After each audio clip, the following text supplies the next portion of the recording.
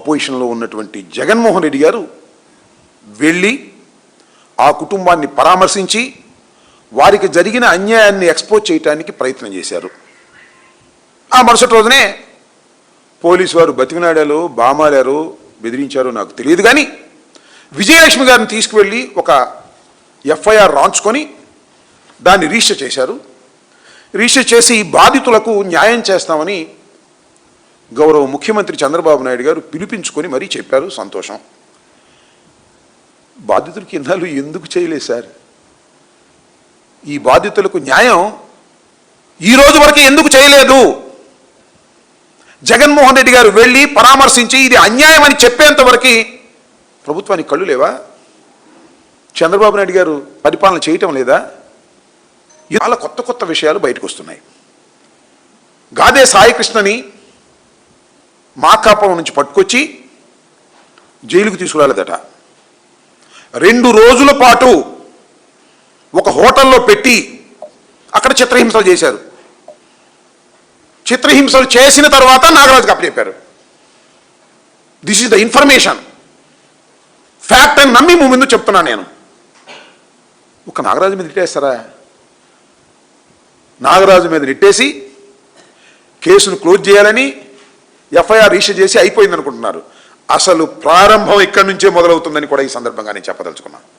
అసలు ప్రారంభం మీరు నేరాన్ని అంగీకరించినటువంటి పత్రం ఇది. పూర్తి పత్రం కాదు ఇది. చంద్రబాబు నాయుడు గారు నేరాన్ని అంగీకరించారు. మా ప్రభుత్వం పోలీస్ స్టేషన్లో ఒక యువకుణ్ణి దారుణంగా కొట్టి చంపిన మాట నిజం అని నమ్మి ఇది రిజిస్టర్ చేశారు.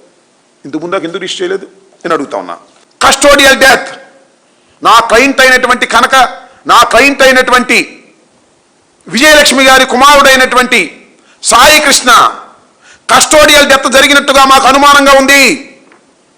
దీని మీద ఎంక్వైరీ చేయమని ఆన్ రిటర్న్ ఇచ్చారు. దిస్ ఇస్ ద రిసిట్, మీకు కూడా కావాల్సి ఇస్తా.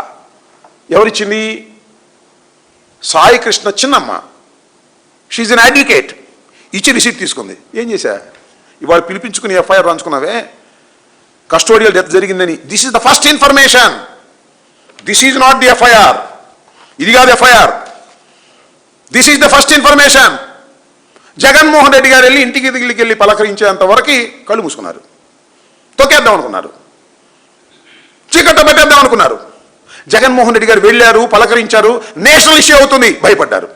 తూతు మంత్రం తమ్మకాయ మంత్రం చేసేద్దాం, ఒక ఎఫ్ఐఆర్ 107 నెంబర్ మీద బుక్ చేసేద్దాం, క్లోజ్ అనుకున్నారు. నేను చెబుతున్న ఒక న్యాయవాదిగా, ఒక రాజకీయ నాయకుడిగా, సమాజంలో తెలిసిన వాడిగా అసలు ఇక్కడే ప్రారంభమైంది కథ. ఇక నుంచి చూస్తారు మీరు. దుర్మార్గమైనటువంటి పరిపాలన సాగుతుంది ఈ రాష్ట్రంలో. దీనికి ఒక ప్రధాన నిదర్శనం. పేరుపోగు క్రాంతి కుమార్. ఎవరైనా పేరుపోగు క్రాంతి కుమార్ లేడిప్పుడు, నో మోర్. ఇతను ఆత్మహత్య చేసుకున్నాడు.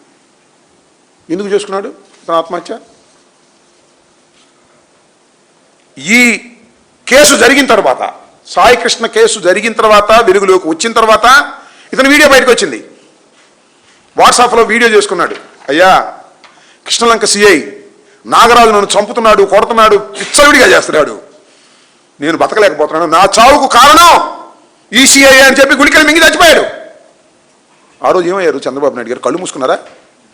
ఈ కమిషనరేట్లో వాళ్ళు ఏం చేస్తున్నారు? కళ్ళు మూసుకున్నారా? ఆ చంపటంలో కేవలం నాగరాజు పాత్ర మాత్రమే కాదు, కింద నుంచి పైదాకా ఉంది పాత్ర. ఒక్కడే భస్మం చేస్తాడా? ఒక్కడే కొడతాడా? ఎంతమంది కలిసి కొట్టారు? పోలీసులు అందరికి తెలియదా? తీసుకెళ్ళి ఒక్కడే దహనం చేస్తాడా సింగిల్గా సిఐ? వాళ్ళందరూ ఎవరికి సంబంధం లేదు, ఒక సిఐకే సంబంధం. సిఐ నెత్తిన వేసేద్దాం, క్లోజ్ చేసేద్దాం. మరిన్ని వీడియోల కోసం మన సిద్ధం స్టూడియోస్ ఛానల్ సబ్స్క్రైబ్ చేయండి. జై జగనన్న.